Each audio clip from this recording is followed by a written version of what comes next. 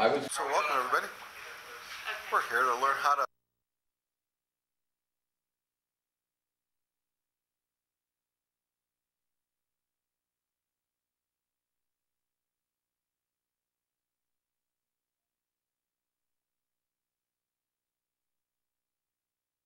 for coming, first of all.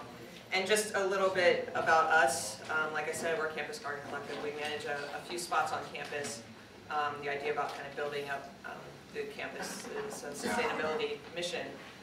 We've been working closely with the Office of the President's Sustainability Initiative, and Catherine Cushing is our advisor. So just if you guys want to get involved with us, there's some information on the back table. There's also information about the Green Wave. And you know, just what's going on campus in terms of sustainability. There's some stuff back there from the Environmental Resource Center as well. So just a few acknowledgments and thank yous. Thank you so much, Catherine, for supporting us and for making this event possible. Thank you to the Sustainability Initiative, the whole team, Lauren, to Anna, who are both here today. A huge thanks to Pat Ferraro, who I'm going to introduce in a second.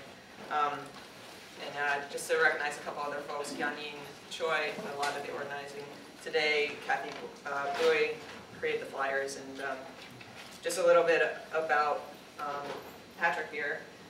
He's a current professor in environmental studies. He's teaching a course in water policy and also a course in water resources management. He earned his master's here at San Jose State. Actually, the same year that the student union was dedicated, so it's appropriate that we're using the student union. He's an environmental engineer. He spent 33 years working in water politics, and he served 23 years on Santa Clara Valley Water District Board of Directors. Also served as the executive director of Silicon Valley Pollution Prevention Center, and has done a ton of work at the residential level in his own home. Diverting water from Coyote Creek. So just want to welcome Pat and thank you so much for presenting for us today.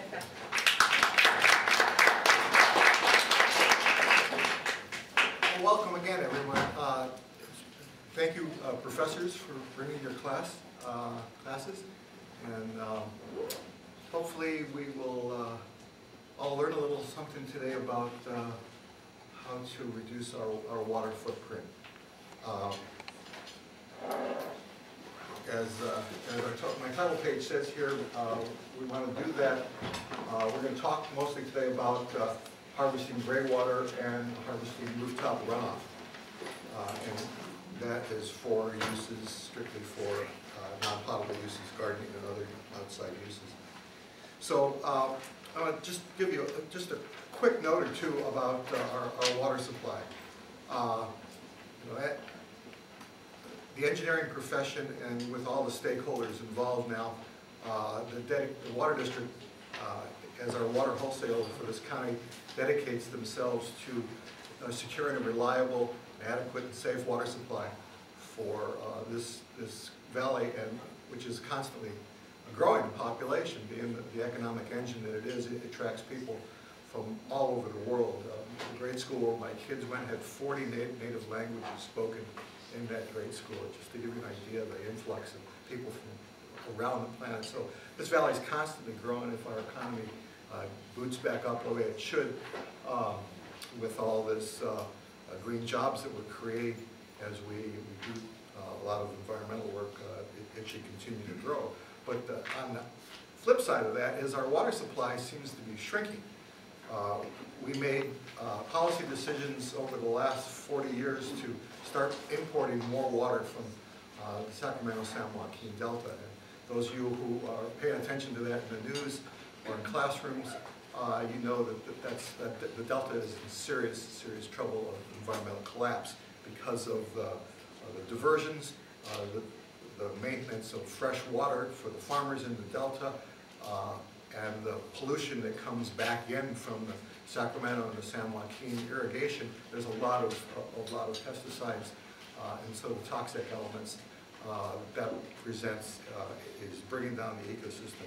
So consequently, court orders around the Endangered Species Act have started to reduce that flow of water, and we depended for half of our water supply from that. So that's starting to go away. Last year we got less than half of what we normally get.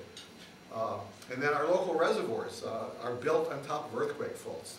Those nice big valleys that we fill up with water are created usually by faults. And so we stick dams in the middle of them, and as the geotechnical engineering progresses, we find out that our dams built in the 50s and the 30s, between the 30s and the 50s, are not up to earthquake standards. So they've been curtailed in how full they can be, so we don't have as much local storage here of our local runoff. And then lastly, back in the 1930s, the city of San Francisco got the blessings of Congress to dam up part of Yosemite National Park in Hetch Hetchy Valley, and they pipe water directly through the delta, past the delta. They'll mix it in with the delta and bring that snow melt right into the Bay Area. And so there's about 75 million gallons of water a day that comes out of that project. That's also because of its age. It's about 80 years old now. It's all subject to failure.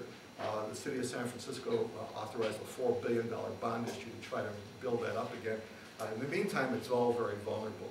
So the message here is that we had a huge portfolio, a good, varied portfolio of water, but all of them seems to be under attack. So what are we going to do about that? Well, the good news is that we're finally starting to pay attention to recycled water as a resource. And Catherine does a lot of work on recycled water. And I've pretty much spent my entire career, from my first job after graduating here until today. I consider myself a used water salesman. And Pat, maybe some people in the audience might not know what recycled water is. I will explain. Recycled water is usually water that comes from a wastewater treatment plant. We put water in the sewers, and then we have to treat it just to throw it away. In the early 70s, I worked in a study that said we had to practically bring that water up to drinking water standards just to throw it into the bay. And I realized at that point that this water, with all the energy and expense that we had put into it, was too good to throw away. And so I tried to sell that to the Santa Clara Valley Water District, and they said, no thanks, we don't drink sewage, we're going to go get more water, use it once, throw it away, that's the city's job, and we just do this and they do that. And so there was no closed loop thinking. There was not a designing by nature where everything is in a cycle. So anyway, we've done a little tiny bit. We've had little pilot projects here and there, but they didn't amount to much. So 400 million gallons, or 400 million gallons of water a day we use in this valley from all those supplies that I mentioned before. Less than 5% of it is recycled. And so with all these other supplies being threatened, there is more and more attention to do this. So the city just, in partnership with the City of San Jose, in partnership with the Santa Clara Valley Water District, just led a contract for $56 million worth of high-level filtration to be added to the treatment chain at the wastewater treatment plant. And that water will be clean enough to drink. And we can, not directly, but we can put it back in the groundwater basin, following the health department's regulations for residents' time in the groundwater and separation from the wells. And then that water can ultimately be drunk as part of our drinking water supply. That's the good news. The bad news is it still might not be enough to go around. So I used to tell this joke 40 years ago when I first ran for the board. By the way, I was 24 years old when I ran for the board, so it's never too early to become a political activist and get involved in water politics. And Lauren's my shining example of how students can do that now or very soon thereafter. You don't have to wait till you got gray hair to get involved in politics. Although there's a lot of gray-haired folks in it, don't wait. Do it now. You don't have time to wait anyway. The future is yours and you've got to grab it as fast as you can.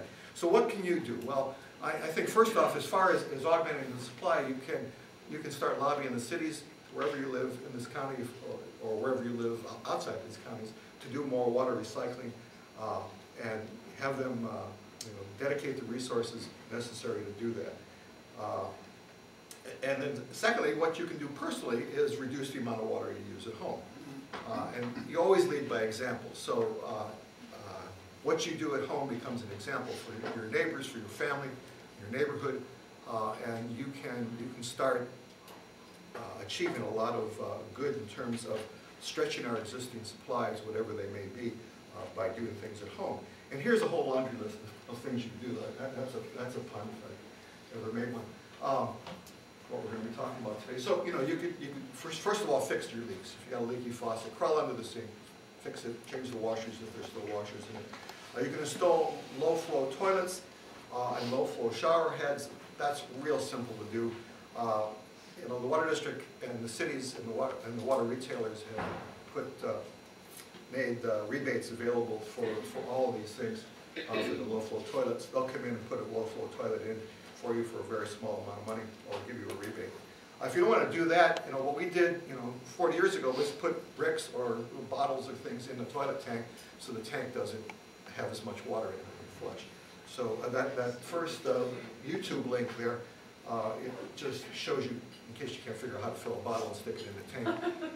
That's what that link does there. So if you got the funds you can, or your parents can afford it, you can go buy a front-loading washing machine, which uses a lot less water per load.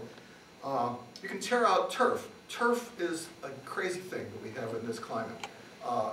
Some cities, like Las Vegas, actually pay people $2 a square foot to remove turf, just to get that demand off their system. So you can do that, and then you can replace them with native plants, or, in the spirit of grow, plant vegetables. You can at least eat those. You might not use less water, but chances are, if you use drip irrigation, you will use less water than you would with sprinklers. And you put the water right on the root of the plant, and then you eat the produce from that plant. It's locally produced food, the lowest carbon footprint you can possibly have.